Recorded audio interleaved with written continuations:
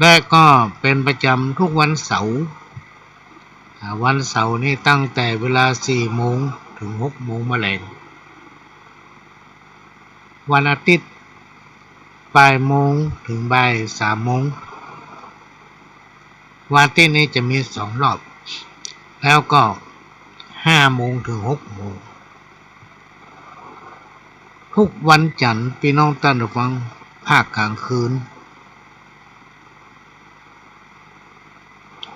ในคืนวันจันทร์เวลา4 ทุ่มถึง 5 ทุ่มและก็ทุกคืนวันพฤหัสก็จะมาพบปะกับพี่น้องท่านผู้ฟังตั้งแต่เวลา3 ทุ่มถึง 5 ทุ่ม2 ชั่วโมง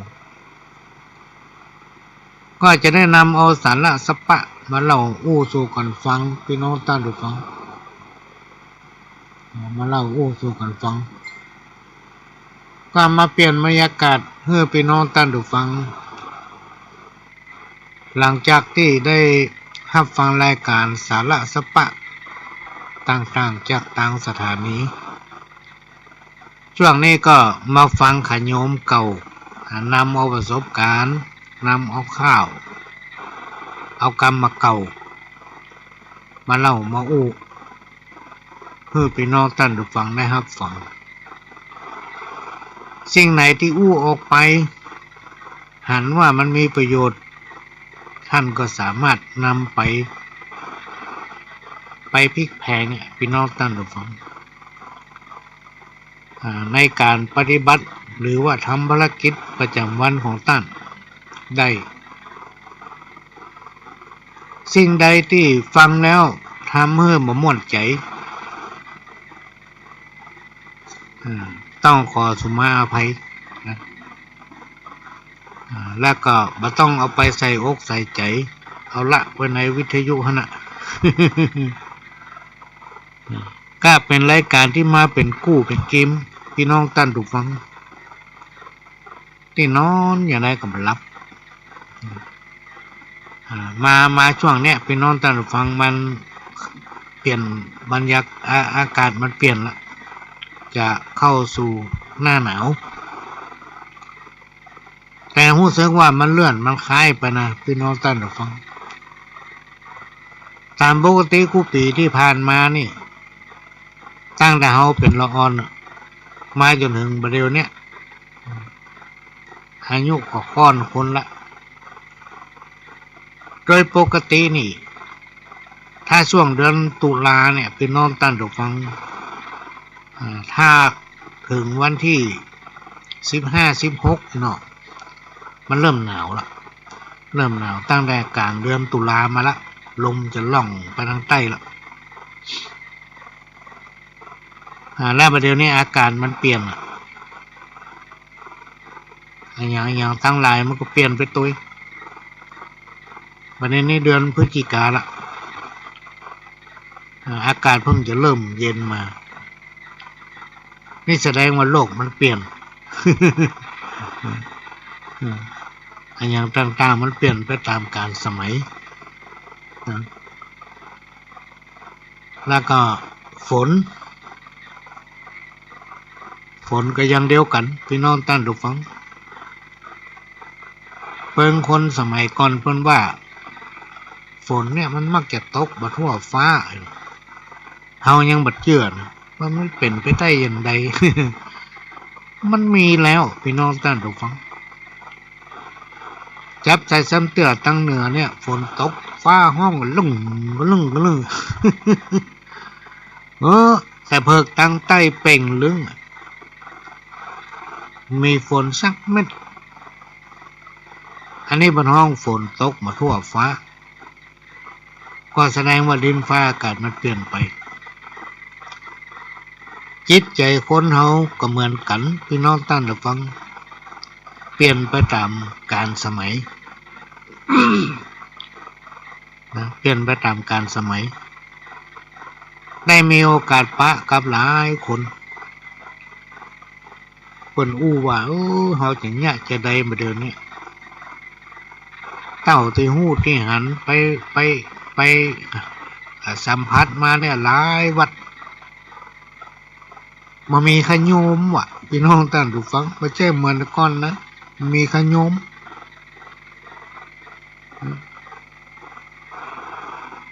ละอ่อนบ่สนใจบ่สนใจทางธรรมะธรรมโมจิตใจคนแล้วเนี่ยเปลี่ยนไปแม้นว่าจะมีการบวชผ้าฤดูร้อนบวชแท้บางคนมาขอบวชเอาอานิสงส์7 วันก็ดี15 วันก็ดีอย่างละอ่อนเนี่ยเพิ่นเข้ามาบวชในภาคฤดูร้อนเพิ่นจะปฏิบัติศีลภาวนาทำวัดสวดมนต์เมื่อจบคลอดหรือว่ามดครบกำหนดที่เพิ่นมาบวชออกไปแล้วจิตใจเขาจะเปลี่ยนโลกพี่น้องท่านทุกคนจิตใจเขาจะเปลี่ยนการพูดการจาอุปนิสัยก็เปลี่ยนนะเพราะได้รับการอบรมศีลธรรมจากเถระครูบาจากท่านผู้รู้ในช่วงที่เข้ามาบวช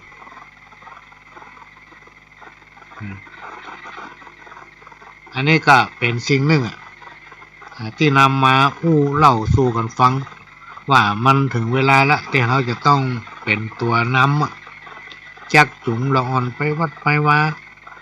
บางทีตัวเราไปบ่ได้พี่น้องท่านทุกฟังอายุนักไรไปวัดบ่ใครฮอดใจละอ่อนไปโอ้เอานี่ไปตานให้แม่กันก็พยายามใจของเข้าวัดเข้าวาเวลานอนกลางค่ำกลางคืนเนี่ยพี่น้องท่านฟังก่อนที่จะรับจะนอนแนะนำขอไหว้พระแล้วก็นอนทำไปเรื่อยๆครูบาอาจารย์เปิ้นบอกว่ามันจะทำเมื่อเราเนี่ยอยู่ดีมีสุขอยู่ดีมีสุขทำประการหนึ่งกินได้นอนรับพี่น้องท่านทุกคนมาฟันให้การประพฤติตนในประจำวันเนี่ยพี่น้องท่านฟังเป็นคนดีเป็นคนดีของไผเป็นคนดีของพ่อของแม่เป็นคนดีของปู่ของย่าของตาของยายและถ้าเขาเป็นตาเป็นยายเขาเป็นพ่อเป็นแม่เขาก็ต้องทำตัวเก่าเขาเนี่ยให้เป็นแบบกับละอ่อนกับลูกกับหลานนะถ้าเขาทำตัวอย่างใดเนี่ยลูกหลานเขาก็จะเป็นคนอย่างนั้นเขาต้องพยายามปลูกฝังสิ่งดีๆเพื่อมันฝังแน่นอยู่ในจิตสำนึกของลูกของหลาน ในสังคมเฮาในยุคปัจจุบันเนี่ยพี่น้องท่านผู้ฟังถ้าจิตใจห่างเหินจากศีลจากธรรมมักจะโยมเป็นสุขแม้นว่าจะมีแก้วแหวนเงินคำเป็นกระสอบเป็นไต้ เต็มตู้ก็เหมือนกันก็ไม่สามารถที่จะทำให้จิตใจของเขานั้นเป็นสุขได้เพราะอย่างจิตใจเขาไฟหาศีลหาธรรมนะไฟหามันยังหยังศีลธรรมนั่นก็เพื่อเอามาประดับสติปัญญาพี่น้องท่านทุกท่านเมื่อในจิตในใจในห่วงสำนึกของจิตใจเขาเนี่ยพี่น้องท่านฟังมีศีลมีธรรมมีความเชื่อเรื่องกฎแห่งกรรมว่าทำดีได้ดีทำบ่ดีได้บ่ดีนะก็สามารถที่ทำตนให้เป็นแบบกับลูกกับหลานกับพี่กับน้องกับลูกญาติในสังคมชุมชนได้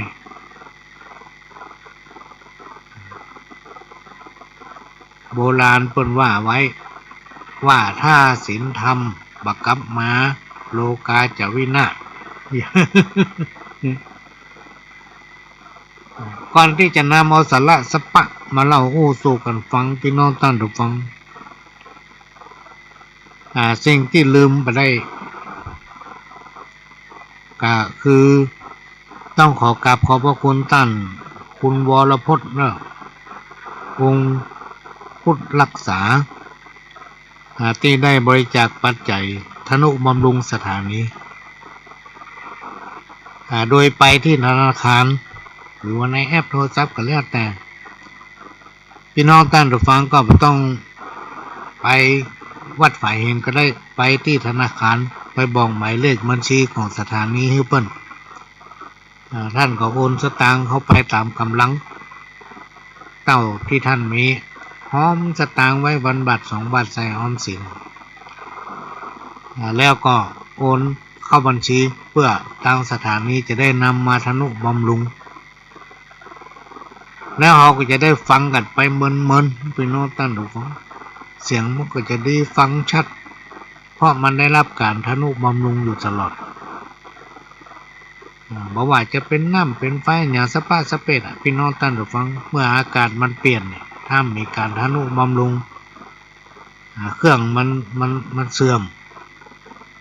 แต่ประการหนึ่งในห้องทรงสถานีที่วัดไฟเห็นเนี่ยต้องเปิดแอร์หลายตัวเพื่อเอามาคุมเครื่องรักษาอากาศให้มันมีอุณหภูมิที่เย็นอยู่ให้ตลอดทำอ่านเครื่องมันแห้งเพราะสถานีนั้นให้บริการพี่น้องท่านผู้ฟังเกือบจะว่า24 ชั่วโมงพยายามหาเอาธรรมะจากเถระครูบาอาจารย์ที่ต่างๆมาเล่ามาให้พี่น้องท่านผู้ฟังได้รับฟังกันอย่างรายการของพ่อหลวงเนี่ยก็ต้องขอกราบขอบพระคุณท่านผู้อำนวยการสถานีที่จัดหาเวลามาให้หลายคนนะพี่น้องท่านผู้ฟังว่าเปิ้นท่าบัจัดรายการแล้วบ่ได้ยินเมาไหนหรอกแต่เจ้าในช่วง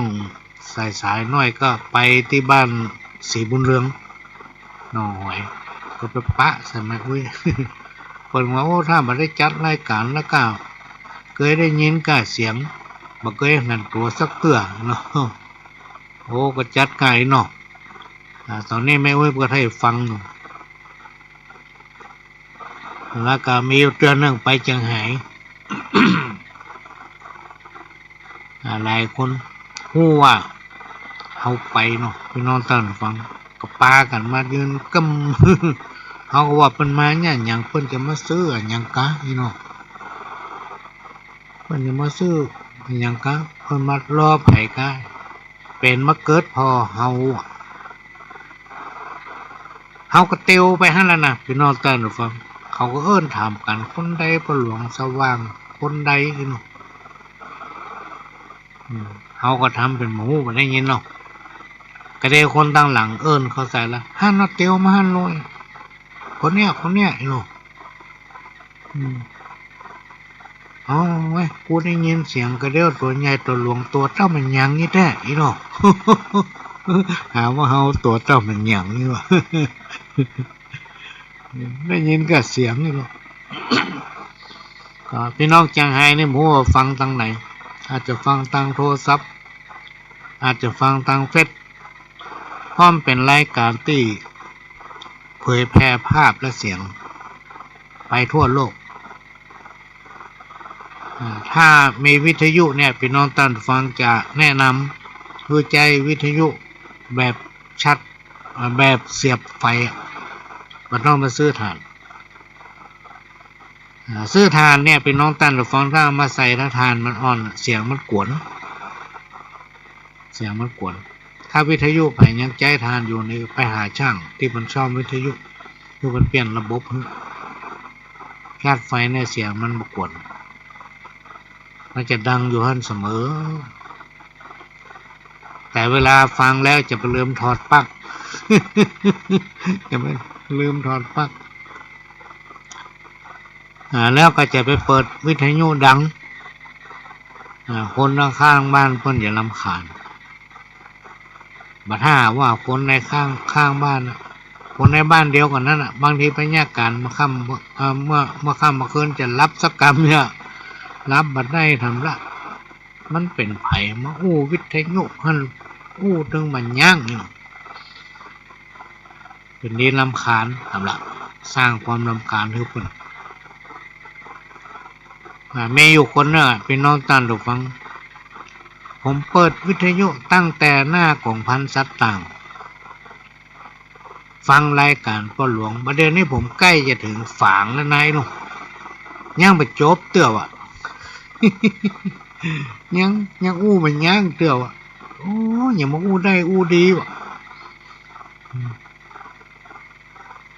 เนี่ยพี่น้องตานดูฟังแล้วก็ ที่ขอมาหลายๆคนขอฟังอันนั้นฟังอันนี้เฮามันได้อัดไว้ขอแผ่นขออย่างเฮามันได้อัดไว้เนอะพี่น้องต้อนรับฟังช่วงนี้มันมีแจก แต่ว่ากำลังรวบรวมจะทำหนังสือรวบรวมทีละน้อยคราวนี้ก็น่าสมบูรณ์แบบละก็ว่าจะเอาแจกในงานกฐินของวัดหลวงอ้อในวันที่26เป็นวันอาทิตย์พอดีพฤศจิกายน2566ก็เชิญร่วมเป็นเจ้าภาพด้วยกันเนอะพี่น้องตั้งทุกฟังทำบุญด้วยกันเพราะว่าปีนี้มันมีเจ้าภาพมาจอง แล้วก็พ่อหลวงก็กลัววัดจะเป็นไม้กฐินมาได้ความแล้วก็เลยอู้กันหลายฝ่ายหลายคนพักพวกเพื่อนฝูงพี่น้องศรัทธาของวัดหลวงอ้อว่าเฮามือวัดเฮาไม้กฐินเฮาช่วยกันต่อกฐินนะครับก็เลยขอบอกบุญตอนนี้ก็ยังบ่ได้พิมพ์ซองตัวน่ะบอกบุญพี่น้องท่านทุกฟังทั้งหลายได้ร่วมอนุโมทนาบุญในการทอดกฐินสามัคคีซึ่งมีความเชื่อมาตั้งแต่โบราณว่าการทำบุญทอดกฐินนั้นจะช่วยให้พบปะแต่ความสุขและมีความเจริญพร้อมไปด้วยทรัพย์สมบัติบริวารมากมายมีบารมีสูงส่งทั้งลาภยศสรรเสริญนักขึ้นเมื่อเสี่ยงบุญพี่น้องท่านผู้ฟังก็จะได้ไปเกิดในภพภูมิที่ดีหรือบนสวงสวรรค์ก่อนที่จะนำเอาสาระสปะมาเล่ามาอู้ต่อเนี่ยก็จะเปิดสปอร์ตซึ่งได้รับการอนุเคราะห์จากทางท่านผู้อำนวยการสถานีได้นำเรียนต้านเกษตรเพชรสำลิดโฆษกเสียงทองของสถานีเป็นคนที่ใจบุญใจดีพี่น้องท่านผู้ฟังอัดสปอร์ตก็จะเปิดให้แป๊บหนึ่งแต่เดี๋ยวก็มาปะกันโลกพรรษาถึงขึ้น15 ค่ำกฐินสามัคคีเข้าถวายกับพระภิกษุที่จำพรรษาท่วนไตรมาสของวัดร้องอ้อตำบลสันมิเชื่ออำเภอเมืองเชียงใหม่จังหวัดเชียงใหม่ตรงกับวันอาทิตย์ที่26พฤศจิกายนพุทธศักราช2566เวลา 10 นาฬิกาก็เป็นงานทำบุญทอดกฐินสามัคคีก็เชิญชวนผู้ใจบุญใจกุศลร่วมงานบุญนี้เป็นกฐินสามัคคีของวัดหลวงอ้อโดยพร้อมเพรียงกันจัดความตระหนี่ห่างไกลชีวาก็จะนำปัจจัยรายได้จากการทอดกฐินเนี่ยพี่น้องท่านผู้ฟังปิดทองพระพุทธรูปปางชนะมารซึ่งเป็นพระที่รอขึ้นมาใหม่เป็นหุ่นจำลองของพระประธานในวิหารก็ประดิษฐานที่หอระฆังก็องค์ใหญ่นะประมาณเกือบ2 เมตร ก็จะปิดทองแรกก็จะนำเอาปัจจัยส่วนหนึ่งไปเปลี่ยนระบบไฟในโบสถ์และก็หอสันแล้วก็จะติดตั้งกล้องวงจรปิดวัดมันจำเป็นต้องมีกล้องวงจรปิดละพี่น้องท่านผู้ฟังก็ร่วมด้วยช่วยกันก็จะบอกหลักหมายเลขบัญชีธนาคารของสถานีทำรอบเนอะธนาคารกสิกรไทยเนอะพี่น้องท่านผู้ฟังที่บัญชีของสถานีอยู่หมายเลขบัญชี4712274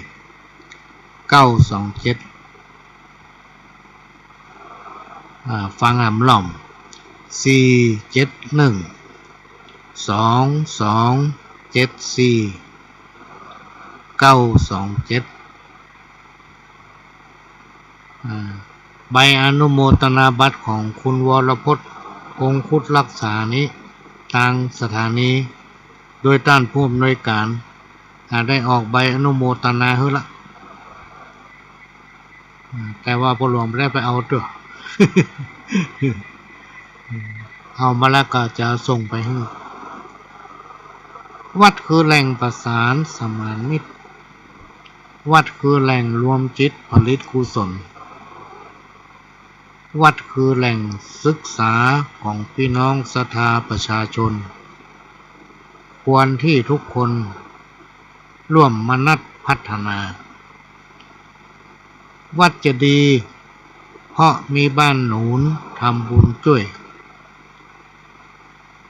บ้านจะสวย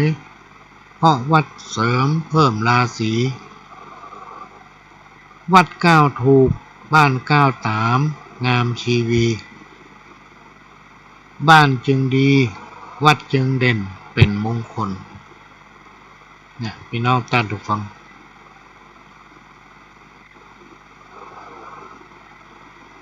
เป็นสิ่งที่เราจะต้องได้ร่วมกันเป็นการสืบเหตุตามห้วยสมัยบรรพบุรุษปู่ย่าตายายพ่อแม่วันปฏิบัติสืบตามกันมาเพราะว่าจะมีกิจกรรมขินตานนะ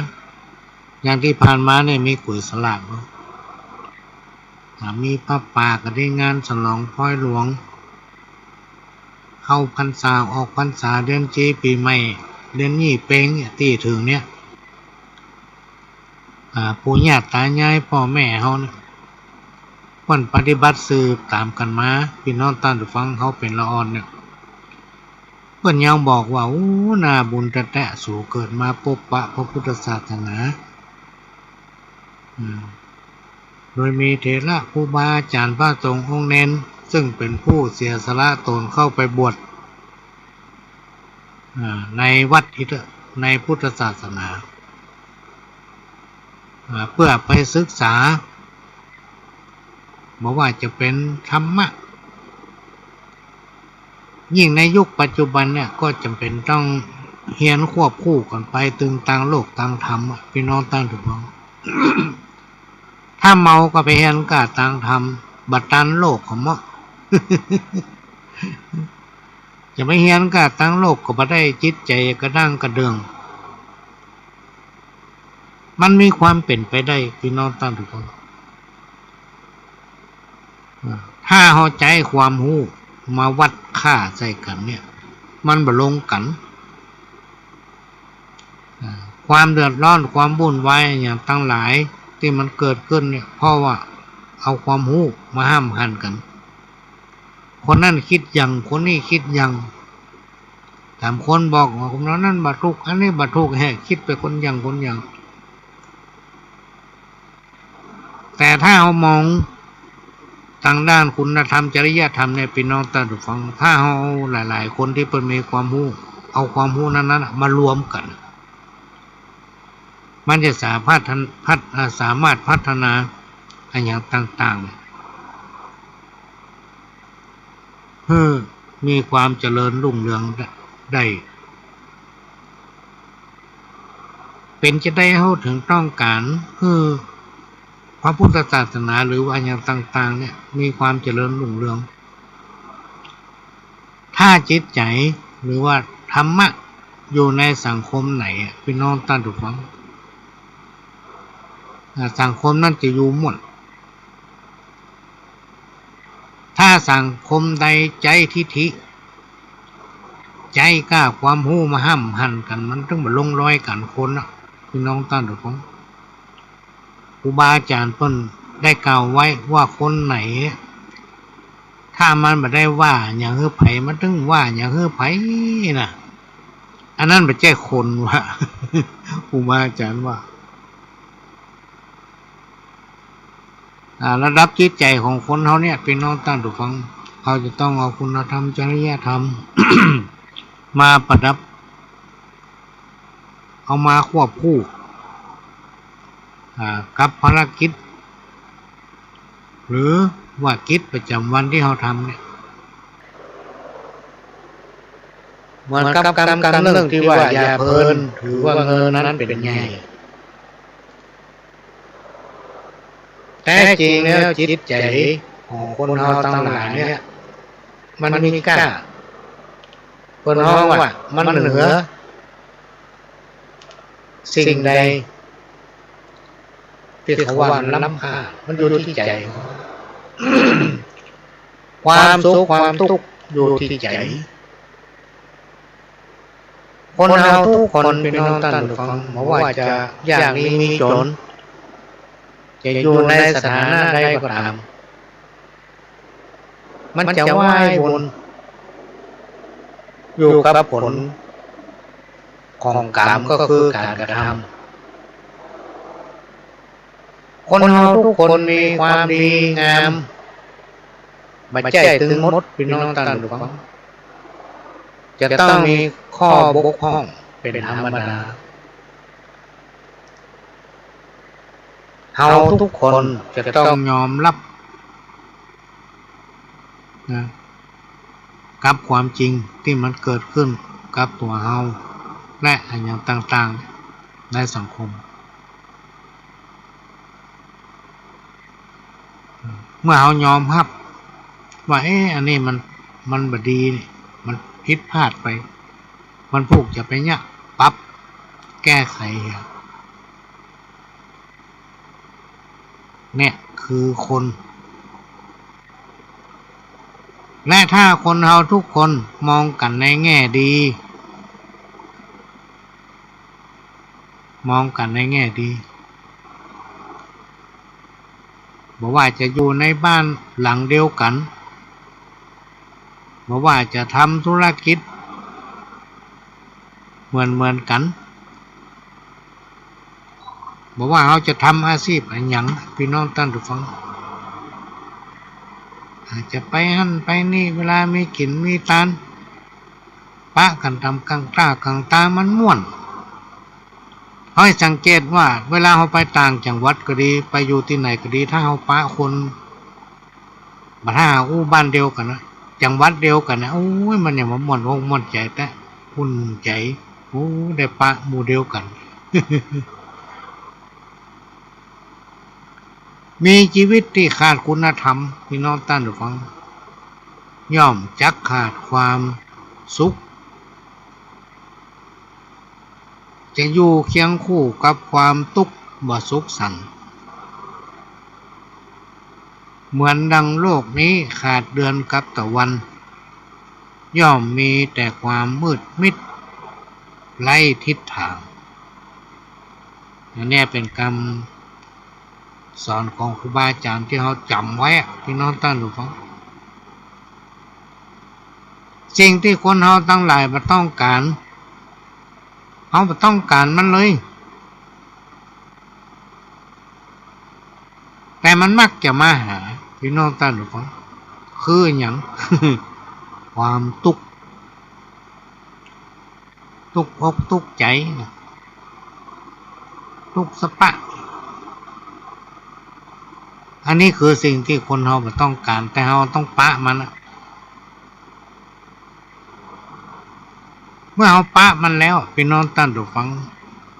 อันอย่างที่มันเกิดขึ้นกับตัวเขาใจสติปัญญาของตัวเก่านะพิจารณาโบราณครูบาอาจารย์ตั้นกล่าวไว้ว่ามันมีสิ่งไหนที่คนมนุษย์เราทั้งหลายเนี่ยจะแก้ไขมาได้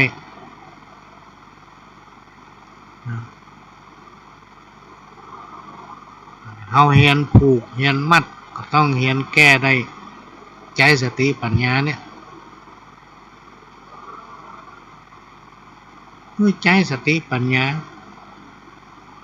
ใจเวลาพี่น้องท่านผู้ฟังศึกษากับมันศึกษากับปัญหา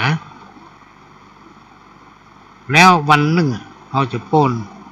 จากปัญหานั้น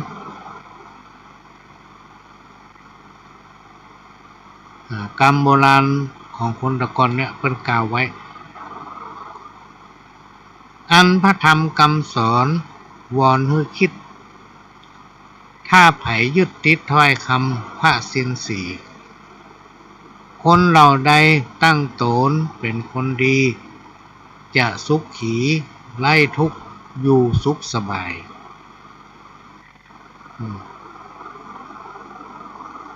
จ้างจะเด่นเพราะว่าจ้างนั้นมันมีงาคนจะมีราคาเมื่อรักษากรรมอู้คือคนเขาเนี่ยเป็นน้องตั้งถูกฟังร่างกายเขาจะเป็นแยกกระจ้างแต่กรรมอู้ของคนเขาเนี่ยสำคัญขนาดเลยกรรมอู้ของคนเขาเนี่ยเป็นน้องตั้งถูกฟังเพิ่นว่ามันจะมีความสำเร็จกับพ่อปากบ่มีความสำเร็จกับพ่อปากเนี่ยสำคัญที่สุดเพราะฉะนั้นก่อนที่เราจะพูดก็ให้พิจารณาอันนี้ก็เป็นเรื่องที่นำมาฝากพี่น้องท่านทุกท่านมีหลายถามวันนี้มาพกโทรศัพท์กันวันนี้พี่น้องท่านผู้ฟังเปิดโทรศัพท์ก็ขวายเนอะประมาณสักน่าจะ9 โมงแล้วลืมไปเมาเนี่ยอย่างพี่เมาก็ได้เปิดโทรศัพท์หลังจากลูกจากหนองหอยมาถึงบ้านต้องทำงานนะพี่น้องท่านผู้ฟังเพราะว่าปหลวงมีชีวิตที่สัมพันธ์กับอาชีพเวลาเราทำงานเราบัลล่ำเอาโทรศัพท์ไว้ใกล้เนาะ เพราะมันดังอยู่ตลอดดังอยู่ตลอดก็เลยเอาไว้เหตุที่รำคาญมันวันนี้ครับโทรศัพท์ให้สักคนวันนี้ร้องขอสุมาภัยตัวเนอะทางที่ดีก็ไปแอดไลน์เนอะพี่น้องท่านผู้ฟังเอาไปแอดไลน์เพราะโทรศัพท์ของปหลวงเนี่ยมันเป็นไลน์นะเป็นเบอร์ไลน์ถึงไลน์ถึงเฟซแต่เฟซเนี่ยบ่ล่ำเข้าไปเอาไปแอดไลน์แล้วก็ส่งข้อความละไว้ก่อนจะนอนเขาก็จะเปิดอ่าน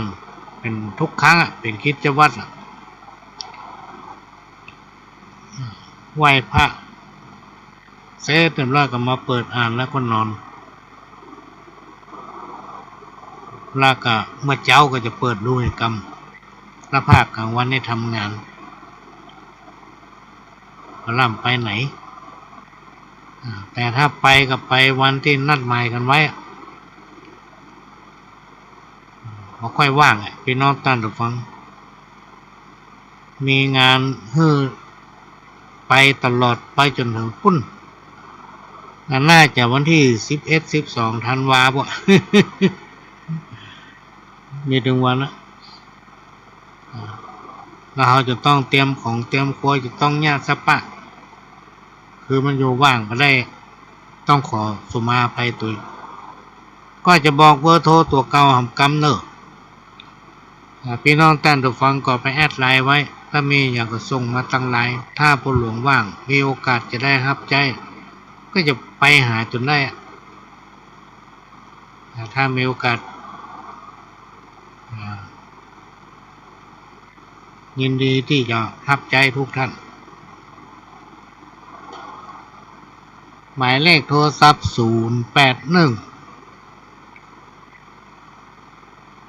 706 5056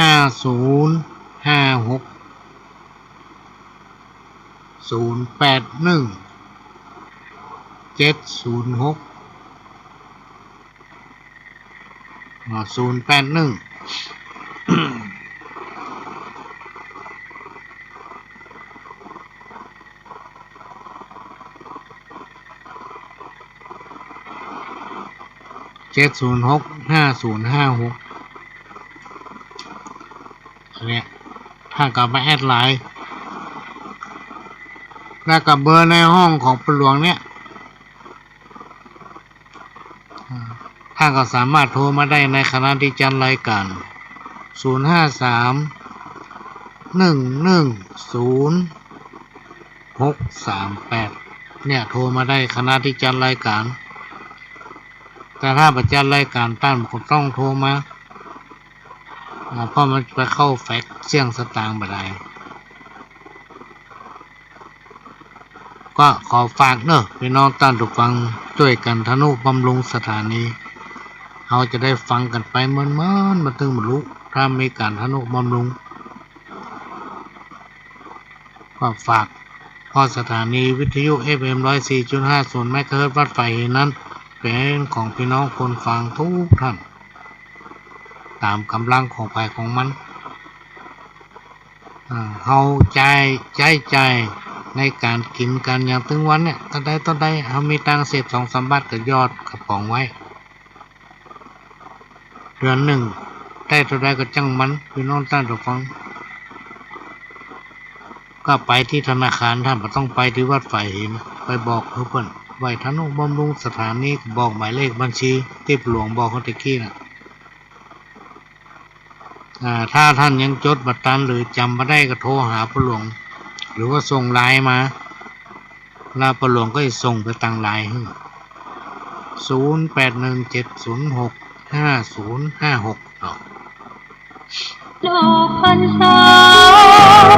ถึงขึ้น15 ค่ำกฐินสามัคคีเข้าถวายกับพระภิกษุที่จำพรรษาท่วนไตรมาสของวัดร้องอ้อตำบลสันมิเจืออำเภอเมืองเชียงใหม่จังหวัดเชียงใหม่ตรงกับวันอาทิตย์ที่26 พฤศจิกายนพุทธศักราช2566เวลา 10 นาฬิกาก็เป็นงานทำบุญทอดกฐินสามัคคีก็เชิญชวนผู้ใจบุญใจกุศลร่วมงานบุญนี้เป็นกฐินสามัคคีของวัดร้องอ้อโดยพร้อมเพรียงกันจัดความเดินดีห่างไกลชีวาสร้างเหตุความก็จะนำกรรมเก่าเนอะไปนอนตาหรือฟังมาอู้ของคนเฒ่าคนแก่เป็นมักจะอู้กันนะว่าพระพุทธศาสนาจะดำรงอยู่ได้ก็เพราะมีคนเข้าวัดรักษาศีลปฏิบัติธรรมศรัทธาเจ้าพุทธหมู่เฮาทั้งหลายต้องช่วยกันจันลงไว้ซึ่งพระพุทธศาสนาจะไปใส่ใจกับคำตำหนิติเตียนนินทาจากคนบางกลุ่มบางคนที่เขาบ่เคยคิดเพื่อกินเพื่อตานบ่เคยคิดเข้าวัดเข้าวาพี่น้องท่านผู้ฟัง คนกลุ่มเนี้ยหาความเจริญทางด้านจิตใจบ่ได้ถ้าบุญเราน้อยอุปสรรคในชีวิตก็มีนักบุญเราน้อยหมายถึงว่าเขาบ่สนใจในการทำบุญบ่สนใจในการกระทำความดีเพื่อเป็นตัวอย่างให้กับลูกกับหลานเปิดห้องคนมีบุญน้อย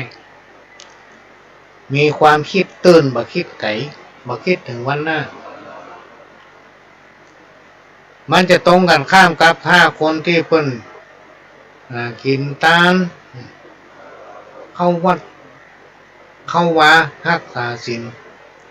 และเป็นคนที่มีสัจจะผู้ไหนมีหั่นทำความดีไปถึงวันแต่มันต้องมีผิดพลาดพ้องและก็มีจิตสำนึกว่าโอ้อันนี้มันผิดพลาดผู้กระทำเนี่ยคนอย่างเงี้ยพี่น้องท่านของคนห้องว่าเป็นคนที่มีบุญนักบุญมากอุปสรรคในชีวิตก็มีน้อยบุญคือความสุขจะพบปะแต่ความสำเร็จในชีวิตเดิมน้ำทำไว้เป็นประจำดีกว่ามีทองคำไว้เต็มตู้ธรรมะเป็นคำสั่งสอนขององค์พระสัมมาสัมพุทธเจ้าและการประพฤติปฏิบัติในสิ่งที่ดีงามเนี่ยให้มาลู่มาชิงเอามาป้นมาได้หรอกพี่น้องท่านทุกคนถ้าเอามีเงินมีทองเต็มตู้ลองโจรผู้ไล่มันหู้ มันได้หาวิธีมาเอาจนได้รสพระธรรมหวานดีบะส้มบะขมเหมือนดีเหมือนเพี้ยไปที่ไหนคนชอบเพราะเขาเป็นคนมีสิ่งที่ทำหนาคือไม้สางบางคือไม้เหี้ยเปิ้นใจสารฝาเกิ้งกันล้มเพื่อก่อสินจากพระไว้รักษาตนเพื่อขอเกิดมาเป็นคนในชาติปลายหน้า เป็นกรรมที่คนแต่ก่อนเพิ่นกล่าวไว้พี่น้องท่านผู้ฟังเมาถึงหนาคือไม่สาง มีคนโทรมาหาพ่อหลวงจ้างขี้บนเนาะตัดไม้มาเข้ามาเองไว้แป๊บเดียวมันมีหมอดมีอย่างมาจีละยิ่งไม่ปลอดรูนเนี่ยพี่น้องท่านผู้ฟังไม่ปลอดรูนนี่นะโอ้หมอดเนี่ยมันชอบถ้าไผ่แค่หูก็ลองตัดไปเลยแล้วก็เอามาผ่าไว้อิงไว้สักกำเดียวมาละหมอดมาแล้วจีแล้ว มันชอบมันหอมไม่ปลอดรูนเป็นพญาไหมเอามาจักแปะตองได้เหนียวที่สุดมีต้านคนหนึ่งโทรมาบอกว่าบะท่าอย่างมาใส่บะต้องเอาแจ่น้ำบางคนเอาไปแจ่น้ำจนเหม็นเน่าแล้วเอามาจักตอกก็บะป่นแมงมาจีอยู่เพิ่นบอกว่าตัดไม้กวางเนี่ยพี่น้องท่านของบอกว่าจะเป็นไม้ไล่ไม้ไผ่ไม้บงไม้ซางไม้อย่างสะปะไม้กวางนี่นะเพื่อตัดวันศุกร์แมงตึงหมักไก่ ที่แรกเขาก็ไม่เคยเชื่อตอนนั้นแหละแต่เขามาลองดูพี่น้องท่านของลองตัดไม้วันศุกร์ก่อนโอ้แมงตึงหมักไก่แต่แม่แต่หมดมาใช่ก็ย่ำมาแตกมาตอมได้ทดลองดูนี่กรรมมาเก่าเนี่ยแสดงว่ามันมีแตะทุกอย่างที่เป็นว่ามาเนี่ยคนเฒ่าคนแก่ที่เป็นถือแล้วก็ปฏิบัติสืบตามกันมาจนถึงเฮาเนี่ยได้อยู่เย็นเป็นสุขกันถึงวันเนี่ยพี่น้องท่านผู้ฟังเพราะเฮาบ่ล่าเหตุล่าหอย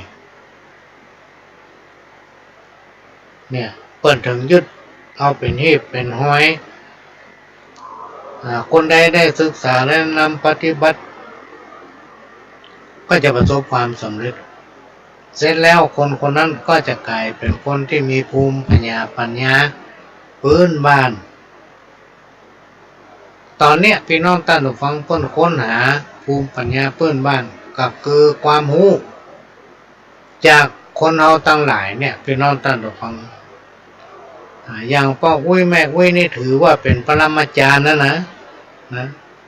ใหญ่แม่อุ้ยที่กำลังเปิดฟังโยมเลยเนี่ยเป็นปรมาจารย์ละเป็นปรมาจารย์อย่างใดก็ประสบการณ์ตั้งแต่เป็นละอ่อนมาจนถึงปัจจุบันเนี่ย โอ้เอาหนังสือมาเอาสมุดมาจดอย่างใดมาตึงจดเสียงเนอะจากประสบการณ์ตั้งแต่เป็นละอ่อนมาจนถึงปัจจุบันเนี่ยอันนั้นแหละคือภูมิปัญญาเท่ากับว่าแม่อุ้ยจบปริญญาเอกได้หลายปริญญากำเดียว เป็นห้องคนที่มีภูมิปัญญาเพราะฉะนั้นจงยึดมั่นในการปฏิบัติตนตั้งแต่เกิดมาจนถึงปัจจุบันเนี่ยแล้วก็มาถ่ายทอดทุลอนเหมือนกับพ่อแม่บรรพบุรุษปู่ย่าตายายเขาเป็นถ่ายทอดให้เขานะว่านั่นเป็นอันนั้นนี่เป็นนี่ในยุคตะก่อนเนี่ยสมัยเขาเป็นละอ่อนพี่น้องตั้งดูฟังถ้าไอ้ปล่อยแมวมันมาดีนะเป็นย่าเนอะเขาถึงเหมือนย่าแล้ว แต่ถึงวันนี้โลกมันเปลี่ยนจิตใจคนก็ไปตามสถานการณ์ของโลกพี่น้องตั้งดูฟังก็ล่องไปพอละอ่อน เขาเรียนหนังสือแต่ก่อนนี่เขาอ่านอะไรอย่างไม่ได้เขาไปถามพ่อถามแม่หรอกกลับมาบ้านพ่อแม่มีการบ้านก็มานี่คุยสอนเนี่ยนอนมาเรื่องเขาสอนเขาได้รู้พี่น้องตั้งดูฟังมันจะเรียนอย่างเขาเป็นละอ่อนที่มีความฉลาดมีปัญญาเรียนก็เก่งแล้วเขาสอนเขาไม่ได้เพราะอย่างเพราะบริเวณเขาเรียนภาษาอังกฤษละอ่อนเตรียมอนุบาลนี่ท่องภาษาอังกฤษแล้วนัก เอาเลขการบ้านมาเอาสอนบวกcสมัยเขาจะได้เรียนแล้วเนาะมันจะมีเวลาเขาว่านั่นบดีนะถามแล้วเป็นจะได้เนี่ยมันเปลี่ยนไปและมีการพัฒนาไปตามกาลสมัยพี่น้องตั้งฟังสมัยก่อนที่ถ้าเป็นว่าบดีเขาถึงมาถามแล้วถึงแบบเนี้ยแล้วถึงบอกใกล้ละ การบอกเก่าหันเปิ้นมีจะไปใครได้หันเปิ้นขี้ไล่จะไปดูแควนการบอกเก่าทำกรรมหนึ่งกรรมมีที่คนทำคนทำกรรมเนี่ยมันเกิดขึ้นกับเราเพราะมีใจเป็นเหตุกรรมทั้งหลายทั้งมวลเป็นสิ่งที่ลึกลับพี่น้องท่านฟังมีพลังและอำนาจถ้าไผ่ไปเผลอทำในสิ่งที่บดีสักวันบาปบุญคุณหรือโทษหรือว่ากรรมที่ว่าเนี่ยจะโตยมาหาตัวที่เฮาหมูตัวน่าประทาไปแก้ถ้าไผ่มาบอกว่าเดี๋ยวจะแก้กรรมเฮ้ยน่ามันจุ ไม่ไปแก้ได้ไผ่ทำอย่างใดได้อย่างนั้นนะไผ่ทำอย่างใดได้อย่างนั้นแทนกันมาได้ตัวพี่น้องตั้งเล็กบะเลี่ยมเปิ้นว่าเอาจีคนบดีจะไปเข้าใกล้มัน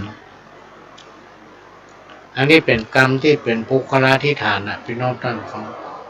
เปิ้นสมมุติให้ฟังว่าเล็กบะเลี่ยมเปิ้นว่าเอาจีคนบดีจะไปเข้าใกล้มันหรือว่าบดีคบมันบดีเอามาเป็นเปื้อน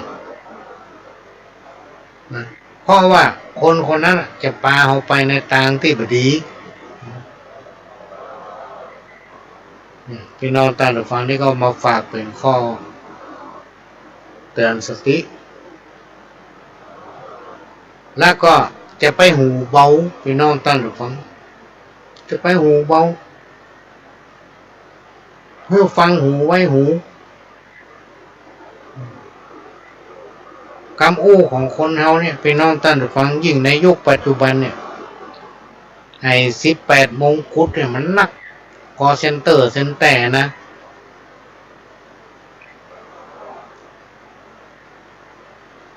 อู้อย่างมาจะไปเจือ คนไหนที่เฮาหมูจักมาอู้นั่นอู้เนี่ยจะไปฟังไปสนใจมันต้องเอาหมูจักมันพอตัวแล้วมาหันใจผู้ไล่ในยุคปัจจุบันมันจะเหมือนก่อนแต่ก่อนผู้ไล่นี่โอ้ถ้าเอาปะนี่เขาสั่นเขากลัวนะคนนี้มันเป็นคนฆ่าคนกับคนนี้เป็นคนขี้รักขี้จกเป็นห้องเสือขี้ปุ่มนี่นะเขาหันเขาตึงมาใกล้แต่ผู้ไล่ในยุคปัจจุบันกับแต่ก่อนนั้นต่างกันนะพี่น้องท่านผู้ฟังมาในข้าผู้ดีแต่งตัวจัดดี แต่งตัวจัดดีไม้มันดีเชื่อมันเหมือนตุลุงอยู่วัด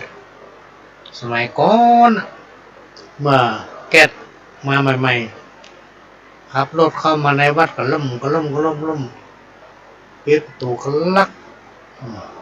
ไหวสาตุลุงเจ้เฮือมาเอาถังแก๊สไปเปลี่ยนใหม่ว่ะ ถังแก๊ส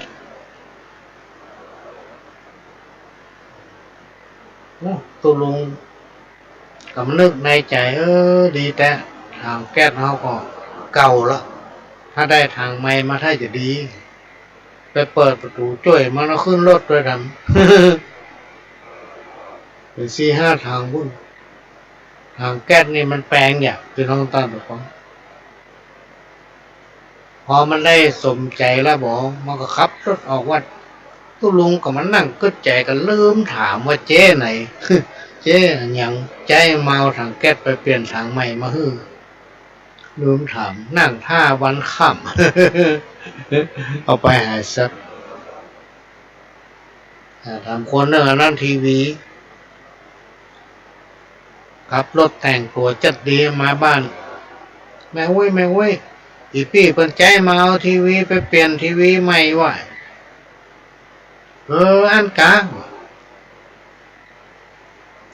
คนทำไก่มาช่วยปันยกทีวีนี่ใช้รถกำล้ออีน้อยมันจะเอาไปเปลี่ยนใหม่โลช่วยปันยกใส่รถด้วยดำตรงแมลงลูกมันไปเนี่ยการปิ้งมาโอ้ไผ่มาเอาทีวีเอาไปไหนอ่ะโอ้ก็มึงแจ้ไผ่มาเอาแต่เจ้า เปิดเอาไปอ่ะเนี่ยพี่น้องตั้งแต่ฟังเพราะฉะนั้นเราจะไปหูเบาจะไปเชื่อคนง่ายบางผู้บางตั้นหูเบาเชื่อเปิ้นมีอย่างก็เสียงหมดเขามาจุกมาหลอกเพราะฉะนั้นเขาจะต้องคิดเพื่อดีเหมือนกับคำอู้คนเราในเวลาเขาจะอู้อย่างไป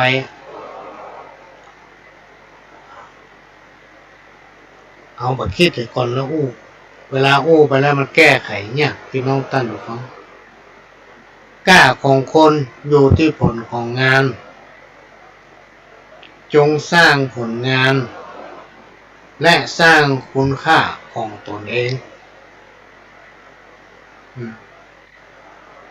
คนเขาเนี่ยมันมีกล้าพี่น้องตั้นฟังมีกล้าเรืออย่างตั้งหลายก่อนโบราณครูบาอาจารย์เพิ่นบอกว่าคนมนุษย์เราตั้งหลายเนี่ย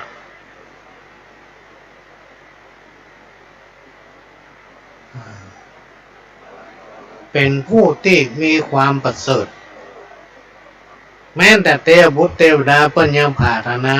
อยากจะมาเกิดเป็นคนมนุษย์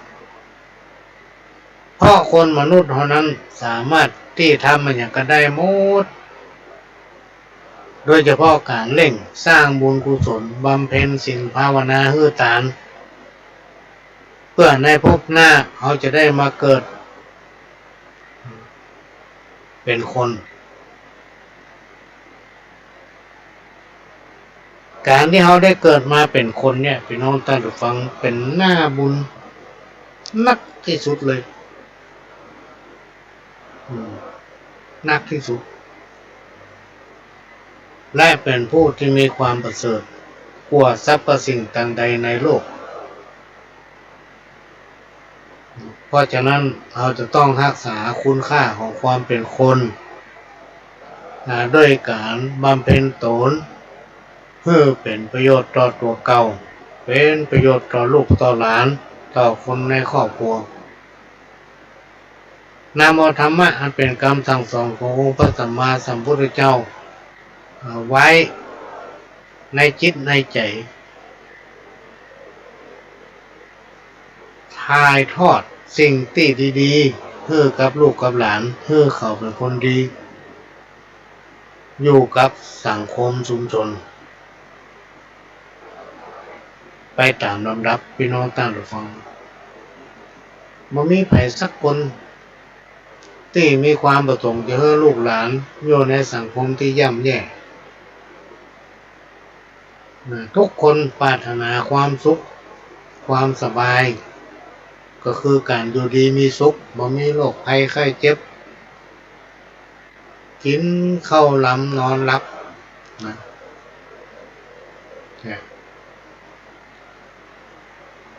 อันนี้ก็นำมาฝากเนอะพี่น้องตันฟังไปได้มาสอนเนอะมาอู้ฟัง อู้ฟัง ดอกพรรษาขึ้น15 ค่ำ กฐินสามัคคีเข้าถวายกับพระภิกษุที่จำพรรษาท่วนไตรมาสของวัดร้องอ้อตำบลสันวิเชื่ออำเภอเมืองเชียงใหม่จังหวัดเชียงใหม่ตรงกับวันอาทิตย์ที่ 26 พฤศจิกายน พุทธศักราช 2566 เวลา 10 นาฬิกาก็เป็นงานทำบุญทอดกฐินสามัคคีก็เชิญชวนผู้ใจบุญใจกุศลร่วมงานบุญนี้เป็นกฐินสามัคคีของวัดร้องอ้อโดยพร้อมเพรียงกัน จัดความเดินดีห่างไกลชีวาสร้างเหตุความรัก ก็เหลือเวลาทำน้อยเดี๋ยวพี่น้องตั้งฟังโอ้หมดเวลาแล้วเนี่ย ก็ต้องขอนำรายการจากพี่น้องตั้งฟังไปก่อนเนอะขอให้นอนรับฝันดีกันทุกคนจากกระผมพระหลวงสว่างท่าดินจันทร์ขอสวัสดีครับ